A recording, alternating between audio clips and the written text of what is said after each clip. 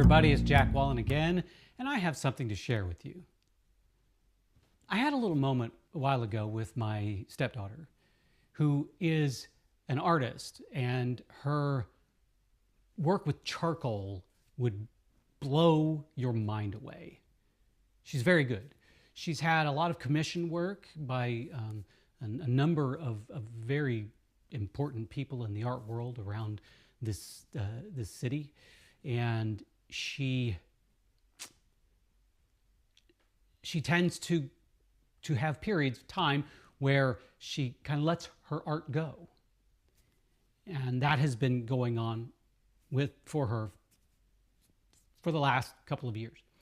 And we were just chatting, and she was talking about using a shed in her backyard as an art studio. And while we were talking about this, she was talking about something in her life that was unfulfilled. And I'm not going to talk about that, because that is her story to tell, and it's just none of my business, and it's none of your business, and because it's hers. And I related to her a part of myself that, in hopes to help her through this issue. I'm having to be cryptic, so I apologize for that. But I have a point. I promise I have a point. So the thing that I told her was that art does something very specific for us that I believe nothing else can do. Now, understand, I'm talking, this is coming from the perspective of a fellow artist, not a painter or a sketcher or I can draw stick figures. That's about it. So what I told her was that art fills the soul, whereas nothing else can do that for the artist. I understand. Trust me when I say that I am fully aware that there are plenty of people out there that can fill their souls with other means. Religion, faith, community. And that's great. That's a beautiful thing. But for some artists, like myself, the only way my soul gets refilled is by doing my thing. Whether it's acting or writing. Those are the things that fill my soul back up. I spent a brief time in my life where I had a desk job. I had retired from professional acting for the first time. Done it twice. Maybe one day I'll do it 3 times. I got to get back to professional acting before I can do it the 3rd time, but I am currently retired from professional acting. That's another story altogether. I'll talk about that some other time. But I had retired from professional acting, and I took on a desk job as an editor. As an editor-in-chief for a publication. And I was able to do that for about 3 years, until I felt little by little my soul started shriveling up. Now, you have to understand, at the time, I wasn't doing any acting. I wasn't doing any creative writing at all. I was writing, but it was all nonfiction. And I was editing nonfiction. I had nothing to do with any creativity at all. And after 3 years, I felt this black, empty void inside of me. And I became someone that I was not. Now, you also have to understand that I had spent decades of my life defining who I was. I knew, beyond a shadow of a doubt, I knew who I was. And that definition was very much driven by being an actor, being a writer, but most importantly, being an artist. And when I wasn't doing that, I was not only not being me, I was denying my soul. And after 3 years of it, I said, I can't do this anymore. I went back to professional acting, and I did that for 5 or 7 years again. And other extenuating circumstances caused me to have to settle down in one place. It's like, I got married to a woman with children, and I couldn't bounce around from state to state to state anymore because I had to help raise these kids. I had to do the right thing. So I had to step away from the thing that had always filled my soul up. Now, fortunately, years before that, I had started writing. Now, I wasn't doing it seriously then, but I had started it. So when I had to step away from acting, I could fill that void with writing. I had another creative thing in the wings that would help to fill my soul back up. And it worked. And I'll tell you how I know that it worked.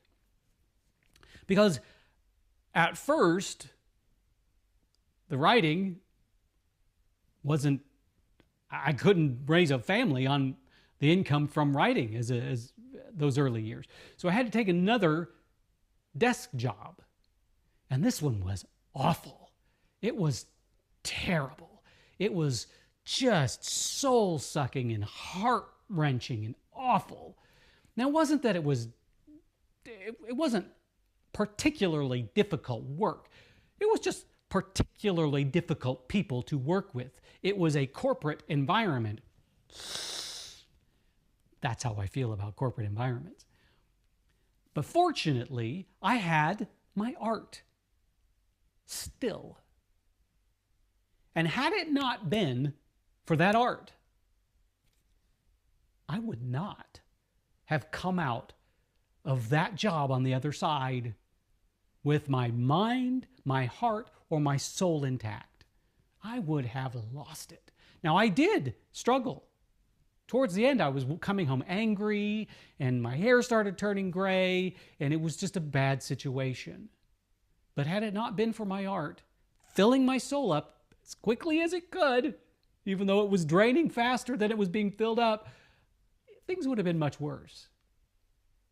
So effectively today, when I was having that conversation with my stepdaughter, I told her that what's happening to you for this part of your life that you're struggling with a little bit, if you bring your art back into your life, that struggle won't be so bad.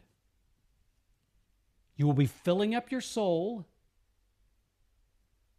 and it will help you get through the day. I mean, seriously, sometimes, and I know I've talked to so many people with day jobs, and I remember very well when I was at that last desk job, I would watch the clock, and it would get to be like 10 till 5. It seemed like time started going backwards. And all I could think about was getting home, getting back to my family, and getting back to my art so that I could recover from what I had lost that day. And yeah, sometimes it felt like I was always trying to just keep up with the emptying of my soul and spirit. But at least I had something that made it possible for me to keep up. And I told her today, I said, it doesn't matter at this point whether your art is making you money or not. Now, trust me, her art is definitely good enough. It is far and above good enough that she could make money. When she was doing commission work, she was making really good money with that. But I told her, even if it doesn't make you any money, it is serving a very specific purpose that you need right now. And maybe once you get your art studio up and running and you're in the middle, the thick of your art, you'll start making money from it again, and you'll see just how valuable it is to you as a human being. A society without art is a very bleak society. I don't want to live in that society. Imagine it. Think about it this way. You come home from your day job. We're doing I can't even think of what it's called, but we're going to put on our little imagination caps and do something here. It's a Wonderful Life. That's what I was thinking of. We're going to have a little It's a Wonderful Life experiment here. Imagine you come home from your day job, and all of those things that come to us by way of artists and art are no longer there. So you don't have television. You don't have movies. You don't have music. You don't have books. So you come home from your 9 to 5 and what do? How do you relax? How do you refill your soul? How do you disappear in the beauty of words or sounds or visions? That would be a life that I don't think anybody wants to live. And what we have to thank for those things is art and artists. And I could go on a separate rant here, which I might later on, about why that is so hard in this world right now for artists. But every once in a while, if you're not an artist, every once in a while, think about that. How hard life would be without the art that you love. And if you're an artist,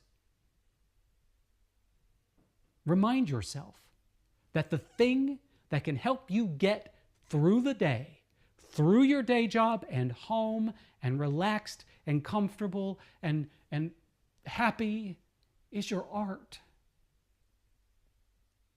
Whether you're making money at it or not, do it. Do it for your soul. Do it for yourself. Do it for those you love, because you are a better person with it. I am a better person because of my art.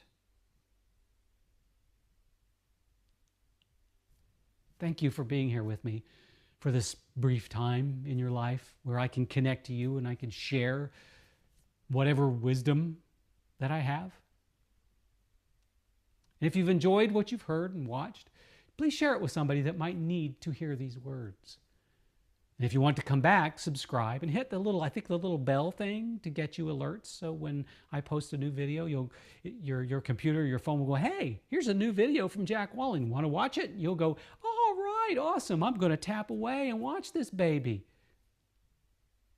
Or not, whatever. Thank you again for being a part of my world, because you make my world a better thing.